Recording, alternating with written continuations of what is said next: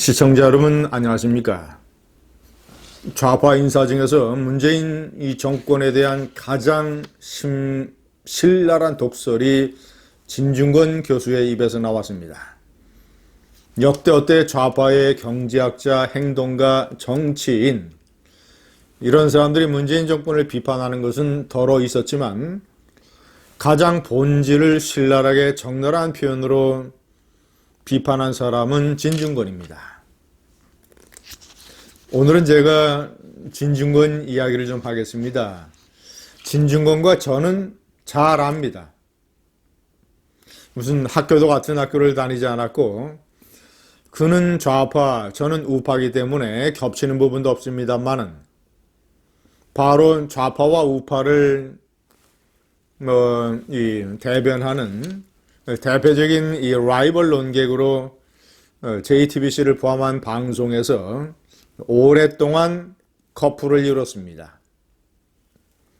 그래서 저는 당시에 물론 제가 이제 진중권을 신랄하게 비판을 했습니다. 특히 그가 팩트를 존중하지 않는 태도를 아주 격하게 제가 밀어붙였었죠.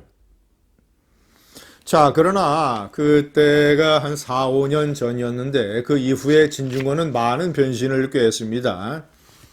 최성해 총장의 동양대학교에서 교수를 했고, 자, 그리고 광우병 사태 때와는 다른 완전히 점차 이 좌파로부터 이별하는, 그리고 이 좌파의 위선을 고발하는 그런 식의 언행을 보여왔습니다. 제가 우선 이 진중권이가 대한민국에 지은 4가지 죄를 속죄하는 길을 설명하기 이전에 그가 얼마나 이 문재인 정권을 신랄하게 비판을 했는지 다시 한번 제가 읽어드리겠습니다. 어저께 페이스북에서 이번에 검찰 인사에 대해서 자, 이것은 한마디로 친문 양아치들의 개그라 그랬습니다. 양아치. 그리고 이 부조리극은 문재인 대통령의 창작물이라고 했고 이 문재인의 완전히 충견이 돼서 검찰 인사 칼을 휘두른 추미애 법무장관에 대해서 국민이 준 권력을 사유화했고 국민의 명령을 거역한 도둑이라고 했습니다.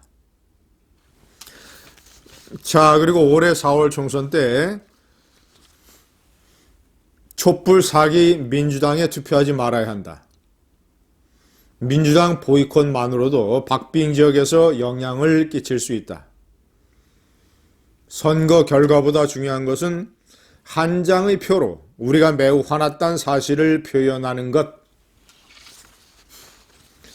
분노의 투표를 하라고 자극하고 있습니다. 재밌는 것은 민주당의 집권을 촛불 사기라고 얘기를 했습니다. 탄핵 촛불을 촛불 사기라고 완전히 그 본질을 꿰뚫는 비판을 한 것이죠.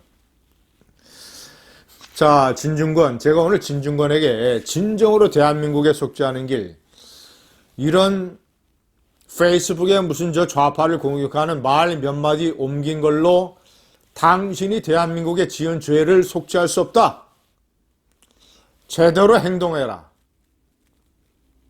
본질적으로 행동하라. 지식인답게 행동하라. 제가 4가지, 5가지를 한번 설명을 해드리겠습니다. 첫 번째, 국가에 대한 진중권의 4가지 패착. 이것을 좌파의 위선을 고발하는 걸로 속죄해야 한다. 4가지 패착은 진중권이가 본격적으로 활동을 시작할 때부터 첫 번째, 조갑적 대표가 내 무덤에 침을 뱉어라 라는 제목으로 연재했던 박정희 대통령에 대한 위대한 스토리.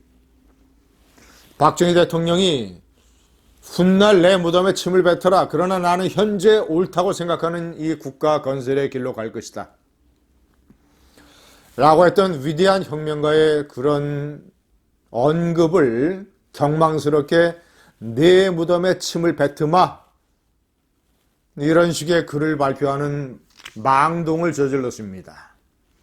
이것이 진중권이의 첫 번째 패착이고 두 번째 안티 조선운동에 주도적으로 참여를 했습니다.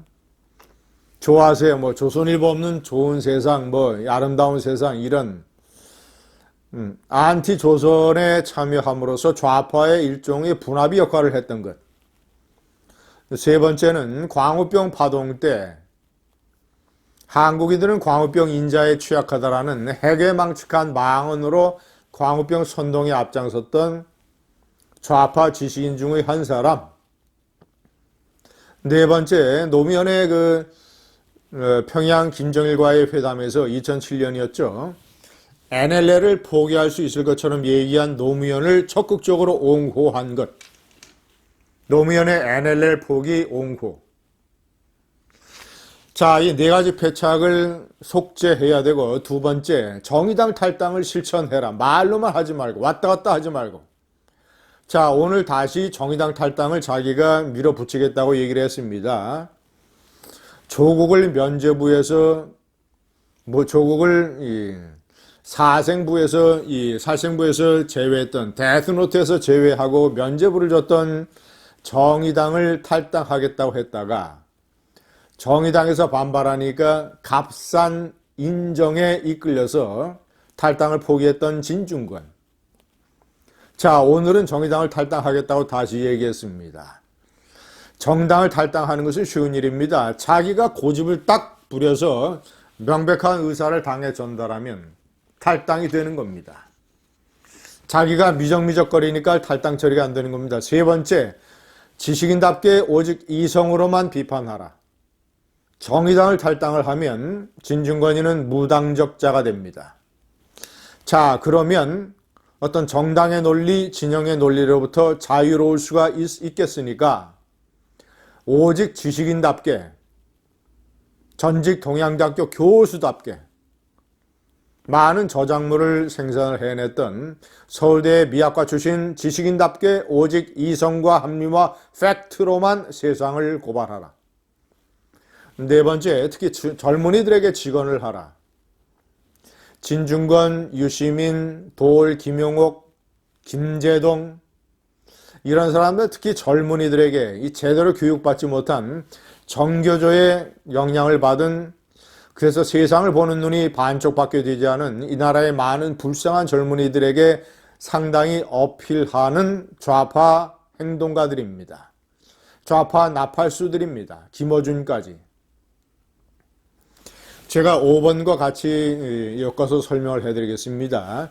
유시민, 공지영, 김재동, 김어준, 도올, 김용옥, 안도연, 연탄재의 안도연, 이런 좌파 나팔수들의 지독한 위선을 세상에 폭로해야 됩니다. 조국 사태 때 진중권은 이들과 거리를 뒀습니다. 그래서 공지영, 유시민으로부터 지금 신랄한 비판을 받고 있습니다. 자, 그러나 거리를 두는 것에 그쳐서는 안 되고 진중권이 적극적으로 조목조목 유시민, 공지영, 김재동, 김용옥, 김어준 이런 사람들이 얼마나 교훈 영색으로 곡학 아세로 특히 젊은이 당신들을 속였는가. 당신들이 이들의 강연을 듣고 이들의 방송을 듣고 이들의 책을 읽으면서 입을 해벌리는 이런 행동이 얼마나 당신들의 지적 자존심에 부끄러운 것인가.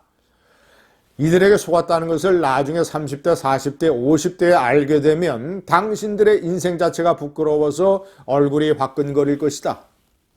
라는 것을 이미 좌파에 몸담고 좌파에게 속았던 진중권이가 그들에게 얘기를 해야 됩니다.